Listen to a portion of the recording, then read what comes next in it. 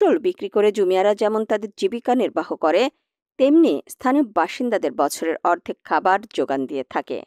তাই প্রত্যেকবার জুম ফসলকে ঘিরে জুমিয়ারা নিজেদের স্বপ্ন বুনে থাকে। জানা গেছে, সাজেক ইউনিয়নের দুর্গম শিয়ালদাই মৌজায় ত্রিপুরা সম্প্রদায়ের বসবাস। এসব জনগোষ্ঠী একমাত্র জুম চাষের উপর নির্ভরশীল। আগস্টের শেষ দিকে জুমের ধান পাকা শুরু হয়। বর্তমানে প্রতিদিন রাতের বেলায় ঝাঁকে ঝাঁকে ইঁদুর ধান খেতে গিয়ে ধান নষ্ট করে ফেলছে। সাজেক ইউনিয়ন পরিষদের চেয়ারম্যান অতুলাল চাকমা বলেন, সাজেকের 5টি গ্রামের জুম ধানের ক্ষেতে ইঁদুরের উপদ্রব দেখা দিয়েছে। বর্তমানে 232টি পরিবারের জুম ধান নষ্ট হয়ে গেছে। এ ধান তারা ঘরে তুলতে পারছেন না। সবচেয়ে ক্ষতিগ্রস্ত গ্রামগুলোর মধ্যে রয়েছে শিয়ালদাই ও লুইপাড়ায় 58টি পরিবার, হাতরাপাড়ায় 70, জামপাড়ায় 16, অরুণপাড়ায় 40 ও লুংতিয়ানপাড়ায় 48টি পরিবার। এছাড়াও সাজেক ইউনিয়নের